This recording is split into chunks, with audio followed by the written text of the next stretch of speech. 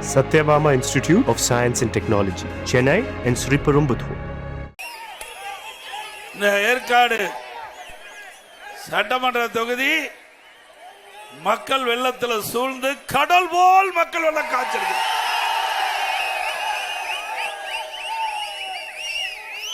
நடைபெறுகின்ற சட்டமன்ற பொது தேர்தலில் நம்முடைய வேட்பாளர் வெற்றி பெறுவதற்கு உங்களுடைய எழுச்சி ஆரவாரமே சாட்சி. ஏற்காடு தொகுதினா அதிமுக கோட்டை. சேலம் மாவட்டம் அதிமுக எக்கு கோட்டை. இந்த சிறப்பான நிகழ்ச்சியில கலந்து கொண்டு சிறப்பித்துக் கொண்டிருக்கின்ற முன்னாள் அமைச்சர் செம்மலி அவர்களே, ஆற்றல் மிகு மாவட்ட கழக செயலாளர் அருமை சகோதரர் திரு ஆர் இளங்கோவன் அவர்களே, பொறுப்பாளர் ஏடிசி தனபாலன் அவர்களே, முன்னாள் எம்எல்ஏ சகோதரி திருமதி கு சித்ரா அவர்களே, மற்றும் நிகழ்ச்சியிலே பங்கு பெற்றுகின்ற ஒன்றிய கழக செயலாளர், நகர கழக செயலாளர், பேரு கழக செயலாளர்களே, கூட்டணி கட்சி சேர்ந்த நிர்வாகிகளே, பாஜக, பாட்டாளி மக்கள் கட்சி, அம்மா மக்கள் முன்னேற்ற கழகம், தமிழ் மாநில காங்கிரஸ், இந்திய ஜனநாயக கட்சி, மக்கள் ராஜ்ய கட்சி தலைவர் மற்றும் மக்கள் ராஜ்யம், தமிழ் மாநில சமாஜ் கட்சி, தமிழ் மாநில காங்கிரஸ் கட்சியை சேர்ந்த மாவட்ட செயலாளர், நிர்வாகிகளே, பெரியவர்களே, தாய்மார்களே, வாக்காளர் மக்களே, விவசாயிகளே, விவசாய தொழிலாளர் நண்பர்களே,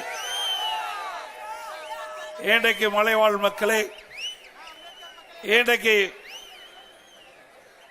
நெசவு தொழில் செய்கின்ற நெசவாளர் பெருமக்களே, வாரிந்து சிறப்பித்துக் கொண்டிருக்கின்ற வாக்காளர் பெருமக்களே, பத்திரிகையாளர் ஊடகங்களே, அனைவருக்கும் என்னுடைய முதற்கண் நன்றி கலந்த வணக்கம். இன்றைக்கு சேலம் மாவட்டத்தில் 11 சட்டமன்ற தொகுதி இருக்குது. 2021 11க்கு 10 தொகுதி வென்ற மாவட்டம் அதிமுக மாவட்டம். ஸ்டாலின் வேணா 2021 தப்பி தவறி முதலமைச்சராக இருக்கார். ஆனா இந்த மாவட்டத்தை பொறுத்த வரைக்கும் அதிமுக தான் ஆண்டது.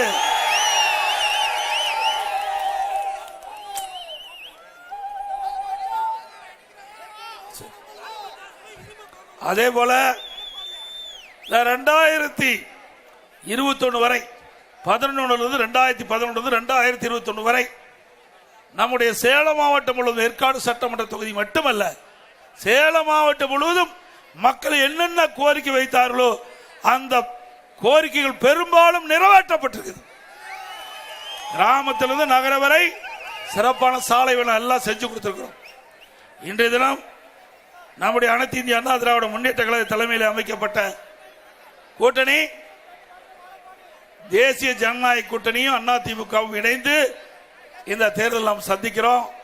நம்முடைய கூட்டணியின் சார்பாக ஏற்காடு சட்டமன்ற தொகுதிக்கு நம்முடைய வெற்றி வேட்பாளர் சகோதரி திருமதி பி உஷாராணி அவர்களே நிறுத்தப்பட்டிருக்கிறார்.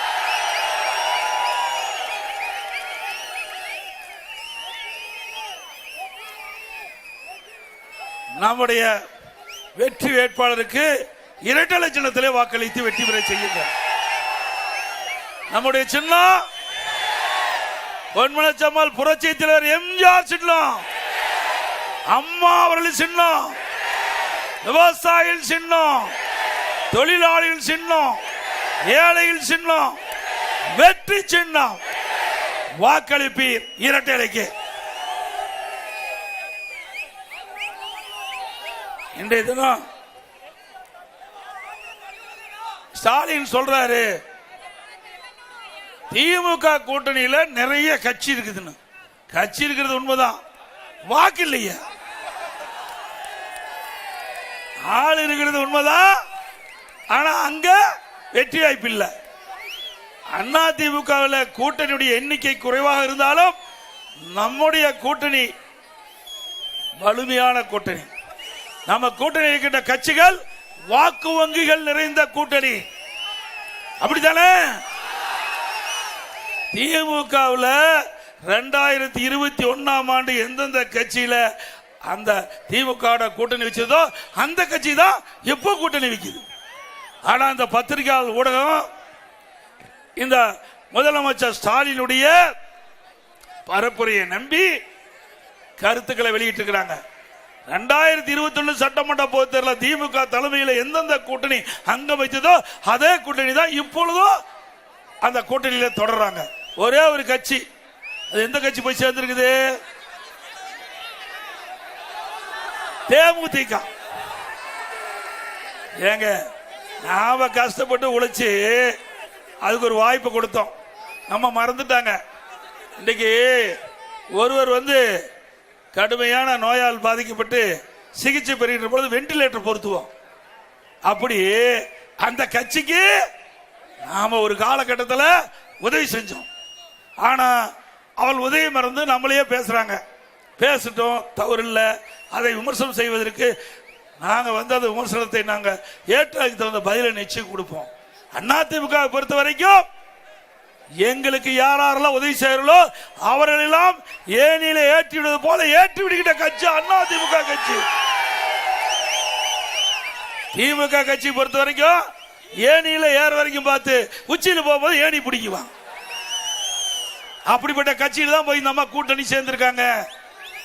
ஏற்கனவே 2021 ஆண்டு திராவிட முன்னேற்ற கழக தலைமையில் அமைக்கப்பட்ட கூட்டணி கம்யூனிஸ்ட் கட்சி கூட்டணி, அதே போல விடுதலை சிறுத்தை, இன்னும் பல இஸ்லாமிய கட்சிகள் சேர்ந்திருக்குது. அப்படி நிலைமை என்ன? 2021 2011 இருந்து 10 ஆண்டு காலம் அந்த திராவிட முன்னேற்ற கழகத்துக்கு தாங்கி பிடிச்சிட்டு இருக்காங்க. அதுவும் குறிப்பா 2021 இருந்து 2026 வரை திராவிட முன்னேற்ற கழகம் செய்கின்ற தவறுகள் எல்லாம் சட்டமன்றத்தில் பேசாம அந்த கட்சிக்கு திராவிட முன்னேற்ற கழக அரசுக்கு முட்டு கொடுத்துட்டு இருந்தாங்க. இன்னைக்கு என்ன நிலைமை? நான் அப்பவே அந்த கட்சியில் இருக்கிற தலைவர் சொன்னேன், திமுகவை நம்பாதீங்க, மக்களுடைய பிரச்சனை எடுத்து சொல்லுங்க. சட்டமன்றத்தில் பிரதான எதிர்கட்சி மக்களுக்கு குரல் கொடுக்கிறோம், எங்களுக்கு பக்க பலமா இருங்க. நீங்களும் எதிர்கட்சி வரிசையில் கோர்ந்திருக்கிறீங்க, நீங்களும் ஒரு இயக்கத்தை நடத்திட்டு இருக்கிறீங்க. ஒரு இயக்கம் வலிமையடைய வேண்டும் என்றால் மக்களுடைய பிரச்சனையை தைரியமாக சட்டமன்றத்தில் வெளிப்படுத்த வேண்டும், அரசுடைய கவனத்துக்கு கொண்டு வர வேண்டும், மக்களுக்காக நடுரோட்டில் போராட வேண்டும், வீதியில போராட வேண்டும்.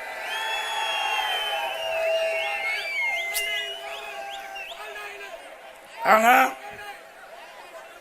திமுக அங்க வைக்கிட்ட கூட்டணியில அப்படியே வாய் மூடி மௌனமா இருந்தாங்க. சட்டமன்றத்தில் அரசாங்கத்துக்கு எதிராக எதுவும் குரல் கொடுக்கல, மக்களுடைய பிரச்சனையை சட்டமன்றத்தில் எடுத்து வைக்கல. அதனால மக்களுடைய செல்வாக்கு இழந்துட்டாங்க. இப்போ 2021 கம்யூனிஸ்ட் கட்சிக்கு கிடைத்த இடத்தை விட ஒரு இடம் குறைவா குறிச்சிட்டாங்க. இதுதான் ஸ்டாலின் கொடுத்த பரிசு அந்த கட்சிக்கு. ஸ்டாலின் அவர்கள் எப்பொழுதுமே கூட்டணி கட்சிக்கு விசுவாசமா இருந்தது கிடையாது. அதிமுக பொறுத்த வரைக்கும் எங்கள் தலைமையிலே அமைக்கப்படுகின்ற கூட்டணி உயர கொடுத்த எங்கள் தொண்டர்கள் பாடுவார்கள். அப்படித்தான் நம்ம நடந்தோம். நம்ம கூட்டணியில யார் நம்பினாங்களோ அவர்களுக்கெல்லாம் சின்னத்தை பெற்று கொடுத்த கட்சி அதிமுக கட்சி. எங்க கூட்டணியில நம்பி எங்களோடு இணைந்து பணியாற்றிய கூட்டணி வேட்பாளர்கள் எல்லாம் எங்களுடைய கட்சி நிர்வாகிகள் தொண்டர்கள் இரவென்றும் பகலென்றும் பாராமல் தேனீக்களை போல எருமை போல சுறுசுறுப்பா செயல்பட்டு அதிமுக நிற்கின்ற வேட்பாளரை விட கூட்டணி கட்சி நிற்கின்ற வேட்பாளர்களை பாடுபட்டு வெற்றி பெற செய்யக்கூடிய இயல்பான எண்ணம் உடையவர்கள். பொன்மனச்செம்மல் புரட்சி தலைவர் எம்ஜிஆர் இந்த இயக்கத்தை தோற்றுவிக்கின்ற பொழுது எப்படி உயர்ந்த உள்ளம் கொண்ட தலைவராக இருக்கிறாரோ அப்படி கழக நிர்வாகிகளை தொண்டரையும் எங்களுடைய தலைவர் எங்களை வளர்த்திருக்கின்றார். ஸ்டாலின் அப்படி அல்ல, திரு கருணாநிதி அவர்கள் அப்படி இல்ல. எப்பொழுது பார்த்தாலும் என்னப்பா பாட்டு வருது?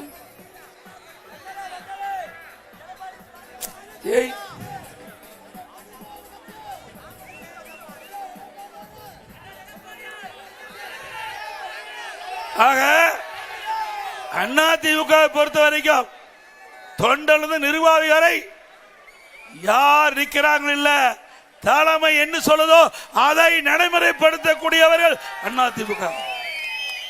எப்படி ராணுவத்தில் கேப்டன் உத்தரவு போட்டா நம்முடைய சோல்ஜர்கள் அவருடைய சோல்ஜர்கள் எப்படி பணியாற்றார்கள். அதுபோல ராணுவ கட்டுப்பாட்டில் இருக்கின்ற இயக்கம் அதிமுக இயக்கம். அதனாலதான் நம்ம கட்சி ஒண்ணும் பண்ண முடியல. எவ்வளவு முயற்சி செஞ்சாங்க. நான் ஒரு விவசாய குடும்பத்தில் பிறந்து உங்களோட வாழ்ந்து ஒரு பொறுப்புக்கு வருகின்ற பொழுது எவ்வளவு பிரச்சனை உண்டாக்குனாங்க இந்த ஸ்டாலின் அவர்கள். சட்டமன்றத்தில் ஏன்னா முதலமைச்சர் சட்டமன்றத்தில் பெரும்பான்மை நிரூபிக்க வேணும். அந்த காலகட்டத்தில் திரு ஸ்டாலினும் அவர் சார்ந்த முன்னாள் அமைச்சர்கள் எம்எல்ஏக்கள் பண்டின அட்டுழியும் கொஞ்சம் நஞ்சம் இல்ல, எல்லாமே இதில் வந்திருக்குது. தொலைக்காட்சியில் வந்த செய்தி நீங்க எல்லாம் பார்த்திருப்பீங்க. பெரும்பான்மை நிரூபிக்கின்ற பொழுது சட்டப்பேரவை இருக்கையிலிருந்து சட்டப்பேரவை தலைவரை கீழே இழுத்து தள்ளுறாங்க. என்னுடைய டேபிள் ஏறி டான்ஸ் ஆடுறாங்க. இதுக்காக சட்டமன்றத்துக்கு உங்களுக்கு அனுப்புனாங்க. வெக்கமா இல்ல? ஒரு சட்டமீற்ற மாமன்றம், புனிதமான இடம், 8 கோடி தமிழக மக்களுடைய சட்டங்களை பிரதிபலிக்கின்ற இடம் சட்டமன்றம். அப்படிப்பட்ட இடத்துல கேவலமாக நடந்து கொண்ட கட்சி எம்எல்ஏக்கள் இன்றைய முதலமைச்சர் ஸ்டாலினும் அவரோடு இருந்த முன்னாள் அமைச்சர்கள் முன்னாள் சட்டமன்றம் எவ்வளவு கீழ்த்தரமா நடந்தாங்க. பிறகு நாம பெரும்பான்மை நிரூபிச்சிட்டோம். பொறுக்க முடியாத ஸ்டாலின் தம்பி ஸ்டாலின் அவர்கள் சட்டை கிழிச்சுட்டா வீதியில் போயிட்டு இருக்கார். சட்டை கிழிச்சுக்கிட்டு பெரும்பான்மையை நிரூபிக்கின்ற பொழுது உங்களால தாங்க முடியல. இப்ப அதிமுக கூட்டணி பெரும்பான்மையான இடங்களிலே வெற்றி பெறும்.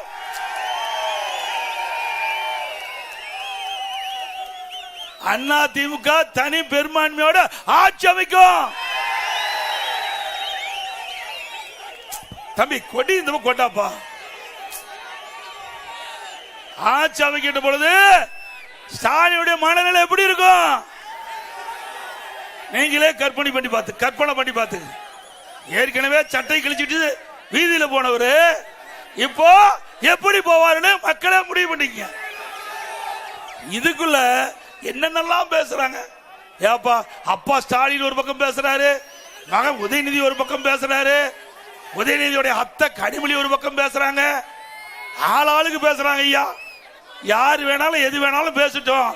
ஆனா மக்கள் முடிவு பண்ணிட்டாங்க. இதோட திராவிட முன்னேற்ற கழகத்துக்கு இறுதி தேர்தல் என்று மக்கள் முடிவு செஞ்சிட்டாங்க. யாரு அந்த குடும்பத்தில் தவிர்த்து வேற எவராவது பேச முடியுமா? அந்த கட்சியில எத்தனை பேர் இருக்கிறாங்க? துரைமுருகன் இருக்காரு, ஏவாவேல் இருக்காரு, திரு நேரு இருக்காரு. அதெல்லாம் இன்னைக்கு தமிழ்நாடு முழுவதும் தேர்தல் பிரச்சாரத்துக்கு அனுப்பிச்சாங்களா? அதுதாங்க கருணாநிதி குடும்பம். அதோட ரத்தமே அப்படித்தான் இருக்க மாட்டேன். அந்த வாரிசுகள்லாம் திரு கருணாநிதி குடும்பத்தில் பிறந்த வாரிசுகள் தான் ஆட்சிக்கு வர முடியும், அந்த கட்சிக்கு அதிகாரத்துக்கு வர முடியும். வேற எவரையும் விட மாட்டாங்க. ஆக வாரிசு அரசியல் நாட்டுக்கு தேவையா? குடும்ப ஆட்சி நாட்டுக்கு தேவையா? இந்த குடும்ப ஆட்சிக்கு வாரிசு அரசியலுக்கு இந்த தேர்தல் முற்றுப்புள்ளி வைப்பீங்களா? என்னங்க நாட்டில் வித அதிசயமா? வேற யாரும் வரக்கூடாதா? இங்க இருக்கிற நம்ம ஏற்காடு சட்டமன்ற தொகுதியில் வாழப்பாடியில் இருக்கின்ற ஒருவர் இந்த முதலமைச்சர் ஆனா ஏத்துக்க மாட்டாங்களா மக்களே? வரட்டுங்க. இந்த தேர்தலோட திரு கருணாநிதி குடும்பத்திற்கு இறுதி தேர்தல். இனி இந்த நாட்டை ஆளக்கூடியவர், தமிழ்நாட்டுடைய முதலமைச்சராக வரக்கூடியவர் இன்றைக்கு இந்த ஜனநாயக நாட்டில் இந்த தமிழக மண்ணில பிறந்த எல்லாருக்கும் உரிமை உண்டு.